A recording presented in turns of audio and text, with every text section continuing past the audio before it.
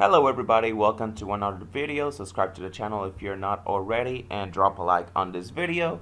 I got a goal of reaching 1,000 subscribers before the end of the year, so if you really like the content, make sure to show your support. Today we're going to be talking about the Xfinity race at COTA, and to put it simply, this was the Connor Zilisch show, and this race had his tire marks all over the track, in the good, the bad, the ugly. If you look at this race from his perspective, it was an eventful day. He started on pole, just like he did in the truck race last year, only this time he didn't miss the first corner on lap 1, and he was on cruise control pretty much the entirety of the first stage, up until the caution that came out that eventually ended it under yellow. And this is where the mistakes began, because this yellow came out just before Zilisch was about to come down pit road for his first stop of the day. NASCAR, however, determined caution had come out just before he entered pit road, as the 88 was on the access road at the time of caution. Because of that, Zilisch was penalized for entering what was already a closed pit, technically. So he was forced to restart at the tail end of the field, and that stage, when he would have gotten otherwise, was given instead to the second place guy, William Byron. And I honestly don't understand why teams are still making these mistakes so damn much. I feel like it should be extremely easy for your crew chief or spotter to tell the driver, hey, pit road is closed, don't stop. And sure, from Zilich's perspective, it was pretty damn close. Like I said, he was on the access road already. He already committed to entering pit road. But that's exactly what makes this even worse. If it's that close and it's not 100% certain that you enter the pits before the yellow came out, why would you risk losing your track position? Just drive through the pits and stay out. Sure, you may lose some spots, but you minimize the damage you do to yourself. Instead, we had to watch Zilisch go to work on stage 2, which, in all fairness, was really damn fun. I mean, he made his way back into the top 10 before pit strategy at the end shuffled the running order again. At least a silver lining of him struggling was that we got to see other drivers in the spotlight. That stage 2 featured a lot of action up front between Riley Herbst, Carson Kvapil, and Ross Chastain. Allgaier was also there after pitting twice for a flat tire, just fighting to stay on the lead lap, which he eventually did.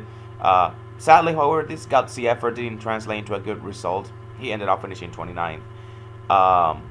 Harrison Burton, he picked up a cool stage win out of that, so shout out to him.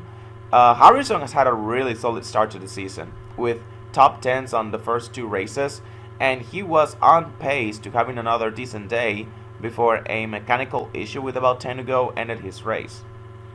But back to Zilisch again, because stage 3 is where things got a bit ugly. First, he ran his teammate Carson Kvapil wide on the restart, and later that same lap he spun Corey Heim out on turn 15, giving him some major right front damage as well as a tire rub.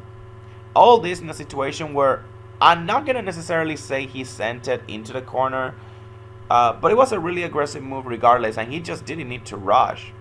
And you could chalk that up to just plain impatience from a young driver with a fast car trying to work his way back to the lead. Of course, I'm not defending what he did, but it's understandable, and he owned up to it. I mean, before his press conference post-race, it was reported that he reached out to the drivers that he got into an incident with during the race to apologize. So it's all good in the end. Kid's still a rookie. He will learn from this. That being said, at the moment, his race was looking like a repeat of last year's truck race, where he entered a race as the favorite to win, qualified on the pole, but he ended up shooting himself in the foot and not winning in the end. And even if he ended up getting the lead, that right front tire rub was a huge concern. But to his credit, he managed to work his way back to within striking distance of the lead, and after a lengthy battle, first with Austin Hill and then later with his teammate Kvapil, Zilisch came out on top. And after Kvapil came down with a flat tire of his own, because he locked the tires up and flat spotted them big time coming off turn 20. This happened with about 8 laps to go while he was battling with Zilisch for the lead. That was such a damn shame too, as he had really impressed me all race long. But the moment that happened, all Zilisch had to do from that point forward was hold off Willie B and bring it home, which he did beautifully, as he managed to take care of his tires and not go too hard on them.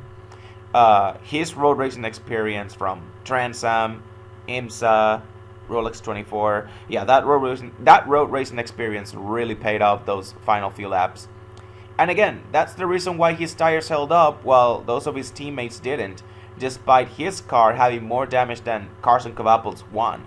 It's because Kvapil, he doesn't have that road racing experience that Zilisch has. That's why he went too hard on his tires there at the end. He just doesn't have that skill fully down just yet. And again, that doesn't take away from the amazing race that he had. That 23rd place finish for Carson is not a good indicator of his overall performance. He definitely turned some heads today.